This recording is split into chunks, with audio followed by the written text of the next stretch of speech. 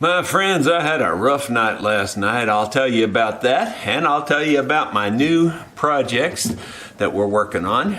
I'll also give you a status on this old Gibson, and I'll do all that right after this.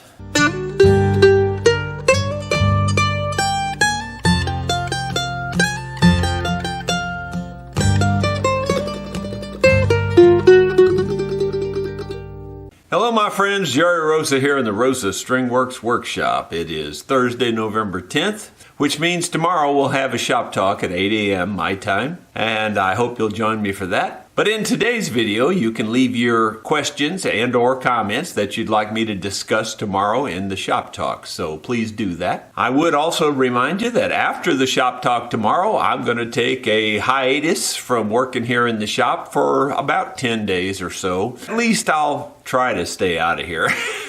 I have a feeling my wife's honeydew projects will get me back in here, but at least they'll be for a different reason. I hope you saw the video yesterday where I pointed you over to the acoustic shop to show them playing the world's finest mandolin ever built by a human. We were playing Old Joe Clark. Some of you may have noticed that I put a second link in that video yesterday, which I learned about after I made the video. And that second link I'm going to put in today's video as well. And that second link is a more in-depth discussion with Jeremy and myself about the world's finest mandolin. I think you'll find it interesting. It was mostly talking, I'll be honest with you, but I think you'll hear some things that you haven't heard maybe before, stuff like that. Anyway, I hope you'll check that out, and again, tell the boys at the acoustic shop that I sent you over there, so that'd be great. Regarding the old Gibson yesterday, it put up quite a fight on this, underbow here, where the pick guard had really, basically it was a canal through there. You could have floated a boat down through there. I got these clamps on the actual braces, tightened them up really good, put this flat board across the top to try to help stabilize that area and try to keep it flat. And I did get the glue under each brace really well, so I think it's going to hold, but I'm going to give this like another day or two. Well, at least one more overnight. I'll take the clamps off this maybe tomorrow live on the shop talk. That'd be a good idea, I think. So maybe that's what I'll do. And then we'll see if that underbow went away, because I did show that in the video yesterday, how bad it was underbowed. And seriously, it's one of the worst I've ever seen. I mean, I've seen this a lot, but this was definitely one of the worst I've ever seen. Then my next project, which I might get started on yet today, is a fiddle, and I'm opening up the case for the first time since they dropped it off. They dropped it off October 6th, so I haven't seen it since then. Let me see what it's in for. I can't even remember right now. Let me look on the back and see if I wrote anything down. No, I don't have anything written down anywhere that I can see, unfortunately. It looks like it just basically a setup. I don't really see any real problems with it.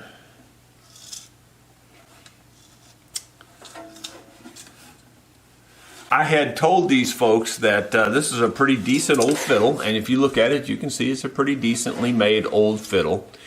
It's not a high-end fiddle by any stretch. Let me see if I can see a label in there. Yep, it says Mills Novelty Company, Chicago, USA. 4545 is the number in it. Okay, it's got 142-2, then it's got 6-524. So my guess is it was made June 5th, 1924, maybe. Though I have to say that that's actually typed printed on the label, and I kind of doubt they put had a different date on every label, so that makes me wonder about that part. Anyway, the handwritten number is 4545, Mills Novelty Company, Chicago, USA. It was a mass-produced in a factory type deal, but it's a very well-made old fiddle. I don't believe it came out this way, but they've got these tuners on it there that are metal type tuners. These are kind of the compromise peg here. These are a mechanical peg, but they're not the geared tuning keys. This screw on the end tightens down and makes it a friction turn on this. So the center shaft turns and it gets tighter as you tighten up this screw. And it looks like somebody's winched down on those screws quite a bit. They're pretty wore out. not terribly wore out, but you can see they've been worked on quite a bit. The thing I see worst about the fiddle right now is the neck angle. The neck angle is a little bit low. It's not horrible. I've seen them worse, but it's not great either. Yeah, it's below 3/4, and really 7/8 is good. 7/8 is just about right. 3/4 is marginal, and it's slightly below 3/4. So really, it's going to be a very low setup. You can see they've cut the bridge down quite a bit already. You know, the strings are still high, so you know, it's kind of a bad deal. And I don't think we're going to change all that the way I remember it now. It looks like it might be loose along the back seam here. This metal pin has pulled up. You can kind of see at an angle. The tail strap here is too short. The tail piece is actually sitting on this rest here, and that's not good either. It should be that way of the rest by about a 1/16 to 1/8 of an inch. It should not be sitting on it anyway. It should not be making contact, and it is. Oh, I didn't notice this, but there's that same number is also stamped right here, 4545, and it was handwritten on the inside. If you were buying a car, you could say it has matching serial numbers. My buddy up at elderlyiron.com knows how important it is to have matching serial numbers, like on your car, for instance. So in this case, we've got them matching from the body up to the neck. Anyway, we can tell it's pretty much original. I don't see anything unusual except that they did change out the tuning keys. Evidence of that, in case you're wondering, well, maybe it just came this way. It didn't. You can see there's wooden plugs around the metal there. Maybe you can see that on camera.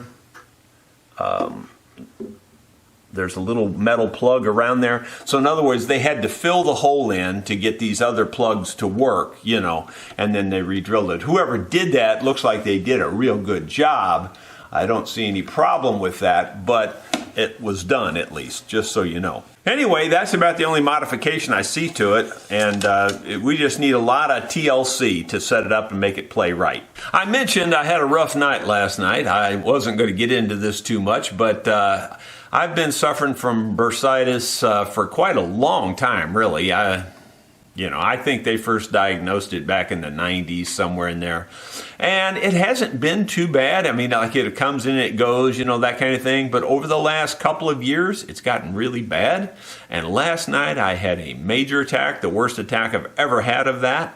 And it lasted about 3 hours, and it was intense pain. It's kind of like a knife in your shoulders and stuff. It's in your ribs. It goes all the way around your ribs. It's some sort of an infection in the lining of your ribs or something, the way I understand it. I don't really know what it is. I didn't look it up or anything. But I called the doctor's office this morning for an additional prescription. And I'm hoping they can send that out because, wow, that was a rough night. I don't want another one of those. The last thing I wanted to talk to you about before we call it a day is I found some more stuff at the Lost Home site. So I mentioned in the video, hopefully you've seen the video of all the things I found there. My brother had found this piece, and I told you this was a workhorse bit. It goes in the horse's mouth. Well, I told you I had found the other part, but I lost it. Well, I refound it, and sure enough, I had dropped it on the ground there. And you can tell it does match because it actually does go together. You can see how they hook together, and the rest of this loop is gone. So, but that is a matched set, and I did find it in the same basic area of where he found this one. Now, it was about 20 feet apart, so it either the kids played with it and dropped them in two different places, or the guy, when it broke, got mad and threw one piece that way and the other piece the other way. That's probably what really happened, because that's probably what I would do. But actually, back in those days, if it broke, they probably would have saved it and tried to fix it. I found another head stamp for a shotgun shell. Again, this one is in that same era, the ones I showed on the video, so it's very early 1900, possibly late 1800. I found this, which I don't know what this is, but it's an angular piece of tubing. Whenever you see an angular piece like that, kind of a conical shape, because this is not straight, this is conical. That means it was forced onto something generally to keep something from splitting out. So probably this went over a piece of wood to keep the wood from splitting out. Possibly the end of a cane. Could possibly have been something else. I just don't know, but I'm sure it had something to do with that shape of going on a piece of wood and keeping the wood from splitting out. You can almost bet on that. I also showed in the video where we found all that stuff that my granddaughter found this piece of axe head at the site above the pond. Well, I found a piece that I think does go to it, but I'm not 100% sure, but I'm fairly sure it goes to it because it looks like the same patina and everything. And I think it goes right here. And when this hinge broke, a piece of this metal, is missing. But I think this is just a bit more of it. It's not the whole thing, but you can kind of see there how it would form the hole for the axe handle. But I'm 99% sure this goes on there, and it does kind of fit. Maybe if we keep looking, we'll find the whole axe. And then the final thing I found yesterday was this ring. And again, these were just useful things on the farms. You could have put a staple through this, a large fence staple, or my family always called those staples steeples because they were just bigger and stronger than your normal staple. And they always called them steeples. That's just the old country name for them. In fact, most of the people I knew called them steeples. So you could have driven a steeple into this, and then it would have hung on a post or something, and you could have hitched a horse to it. I mean, that's one way you could have used it, although that's not very secure. A horse could pull that right out. But I'm just giving you an example. So, this could have been used in that regard, or more than likely, this had some use on a piece of harness or some other piece of machinery or something. But there's no telling. Rings like this were very useful back then, and they used a lot of them. So it's not surprising that I found one. Well, that's going to be it for today. Thank you for tuning in, and hopefully you'll stick with me and put your comments in there if you have any questions or things that you'd like to discuss tomorrow. And they can be on anything. Generally, it's about musical instruments and things, but if you have comments or questions about something else, like the finds that I'm making here on the farm, be sure to post those too, and I'll try to address all those tomorrow. Thank you so much. We'll see you then.